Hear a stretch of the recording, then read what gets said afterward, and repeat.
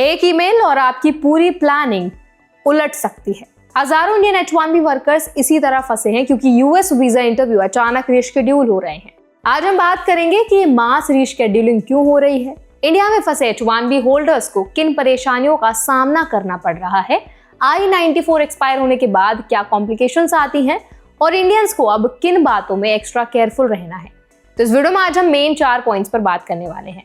पहला, visa interviews अचानक क्यों इतने ज्यादा नंबर में रीशेड्यूल हो रहे हैं। दूसरा, इंडिया में फंसे H1B वर्कर्स को प्रैक्टिकल प्रॉब्लम्स कैसे अफेक्ट कर रही हैं।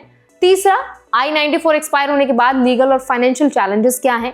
और चौथा, इंडियंस कैसे प्रिकॉशनरी मेजर्स ले सकते हैं ताकि ऐसी स्थिति से बचा जा सके। तो चलिए फिर फटाफट से वीडियो को स्टार्ट कर देते हैं। हाय, मेरा नाम है वर्षा दुबे और आप मुझे देख रहे हैं NBT टेक एड पर। एक H1B वर्कर ने वर्क प्लेस फोरम ब्लाइंड पर अपनी स्टोरी शेयर की। उनका दिसंबर में वीजा इंटरव्यू शेड्यूल था, लेकिन उन्हें ईमेल मिला कि अपॉइंटमेंट अब मार्च 2026 में शिफ्ट कर दी गई है। मतलब लगभग 3 महीने का अनएक्सपेक्टेड वेट।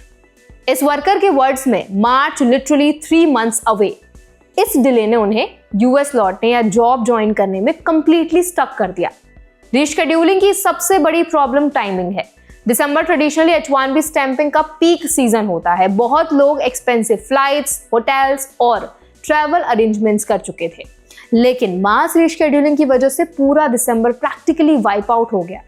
इसका मतलब सिर्फ डिले नहीं बल्कि करियर डिसरप्शंस और फाइनेंशियल लॉस भी है। वर्कर ने बताया कि फिलहाल इंडिया में अनपेड लीव पर है और पर्सनल सेविंग्स पर डिपेंड कर रहे हैं। उनकी I-94 एक्सपायर हो चुकी है, इसीलिए यूएस में लीगल रिटर्न अब पॉसिबल नहीं है जब तक स्टैंपिंग पूरी ना हो जाए। उन्होंने अपनी कंपनी से इंडिया ऑफिस से वर्क करने की परमिशन भी मांगी, लेकिन क्लियर रिस्पॉन्स नहीं मिला। सबसे स्ट्रेसफुल पार्ट अनसर्टेनिटी है। वर्कर ने लिखा कि कंपनी की इमिग्रेशन टीम भी क्लूलेस है। HR से सिर्फ जेनेरिक रिप्लाईज आ रहे हैं जैसे वी अंडरस्टैंड योर फ्रस्ट्रेशन, लेकिन नेक्स्ट स्टेप क्या होंगे इसका कोई क्लियर आंसर नहीं है। इसी अनसर्टेनिटी ने मेंटल स्ट्रेस बढ़ा दिया है। एक और लेयर है नए रूल्स अराउंड रीशेड्यूलिंग।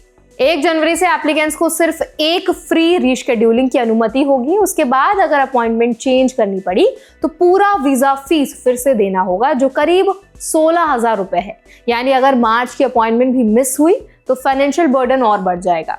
वर्कर ने यह भी बताया कि वो अकेले नहीं है। Thousands of us got hit at the same time। उनका कहना है, एक साथ इतने लोगों की अपॉइंटमेंट शिफ्ट होना दिखाता है कि ये इंडिविजुअल प्रॉब्लम नहीं है बल्कि सिस्टमैटिक इशू है।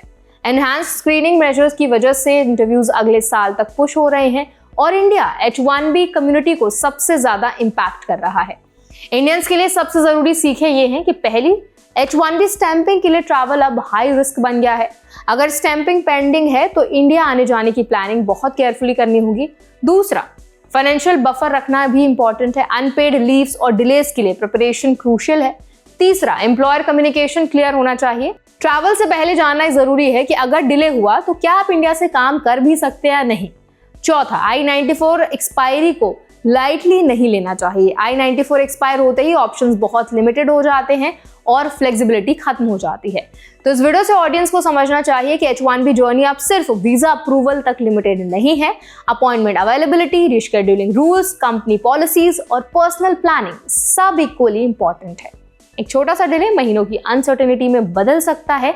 H1B होल्डर्स या बनने वाले लोगों के लिए करंट एनवायरनमेंट में पेशेंस और प्लानिंग सबसे बड़े टूल्स हैं। वर्स्ट केस सिनेरियोस के लिए तैयारी रखें। US visa system transition phase में है और इंडियंस को उसी हिसाब से कॉशियस रहना होगा।